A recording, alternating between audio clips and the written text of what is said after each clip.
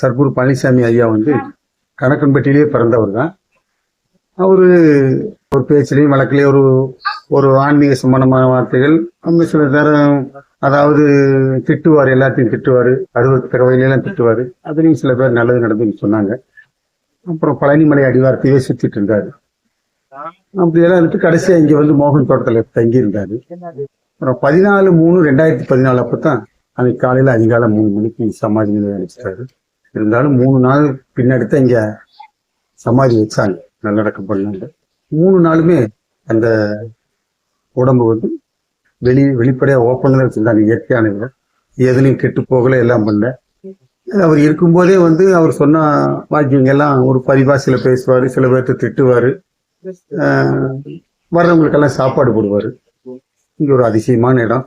இங்க வந்து நிறைய பேர் வந்து தங்களுக்கு நினைச்ச காரியங்களும் நடக்குதுன்னு சொல்றாங்க. நாங்களும் கேட்டுக்கிறோம், நிறைய நடக்குது. அதே மாதிரி அன்னதானம் வந்து தொடர்ந்து 3 வேளையும் அந்த சமாதியான அன்னையில பிடிச்சி இன்னைக்கு வரைக்கும் நடந்துக்கிட்டு தான் இருக்குது. நிர்வாகம் சிறப்பாக செயல்பட்டு வரவங்க தங்கி ஒரு நாள் நைட்டு இரவு அமாவாசை பௌர்ணமியில பூஜையெல்லாம் நடக்குது. 12 மணி பூஜை. அதில் தங்கி வேண்டிட்டு போறாங்க, நல்லது நடக்குது. அப்புறம் வந்து அவர்கிட்ட ஒரு வளர்ப்பு பிராணி பைரவர் சொல்லி ஒரு மணின்னு ஒரு நாய்க்குட்டி இருந்துச்சு.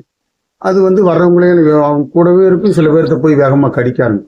அவங்க கடிச்சவங்க எல்லாம் கூட இன்னைக்கு அது அவங்க கடிச்சதுல அது ஒரு பெரிய கர்மாவே, அவங்க கர்ம வினை விலகுனுதான் சொல்றாங்க. எல்லாமே படிப்பு நல்லா படிச்சவங்க. அந்த மணி வந்து கடிச்சது, நாங்க அதுக்கு பின்னாடி நல்ல நிலைமை இருக்கிறோம், எங்க கர்மா விலகுச்சு எல்லாம். இது வந்து நம்பிக்கை சார்ந்த விஷயம். அதாவது சாமி பகவானோட இது வந்து நாங்க சொல்றதை விட அவரவரே வந்து அனுபவிச்சு பார்க்கணும். வந்து தியானம் பண்ணி பாருங்க, வேண்டிட்டு போறாங்க, நல்லது நடக்குது. அதே மாதிரி படிப்பு சம்பந்தமா, நோய் சம்பந்தமா இங்க பிரசாதமா சந்தன பூஜை எல்லாம் கொடுக்குறாங்க. அந்த சாமி நினைச்சு சாப்பிட்றதும் குணமாகுதுன்னு சொல்றாங்க. அதனால இது ஒரு கலியுகத்துல இது ஒரு அபூர்வமான இடம், நம்பிக்கை சார்ந்தது. அவரவர் அதாவது நம்பிக்கை உள்ளவங்க வந்து நம்பிக்கையோட வேண்டுறாங்க, எல்லாமே நல்லபடியா நடக்குது. மணிக்கு வந்து ஒரு சமாதி கட்டியிருக்காங்க அந்த பைரவரோடது, அவர் கூட இருந்த மணிக்கு. அப்புறம் வந்து பௌர்ணமி அன்னைக்கு சந்தன காப்பு சாத்துறாங்க, அமாவாசை அன்னைக்கு விபூதி காப்பு சாத்துறாங்க. சாமியை சுத்தி வந்து பின்பக்கம் உட்காந்து வேண்டிட்டு போனாங்கன்னா எல்லாமே அவங்க வேண்டின காரியம் பூரா திருப்தியா நடக்குது. எல்லாம் அனுபவபூர்வமா. நீங்களும் வாங்க, பலனடைங்க. வர்றவங்க எல்லாம் அதே மாதிரி தான், நாங்க வந்தா இங்க நல்லா இருக்கிறோம் அப்படின்னு ரொம்ப திருப்தியா சொல்றாங்க.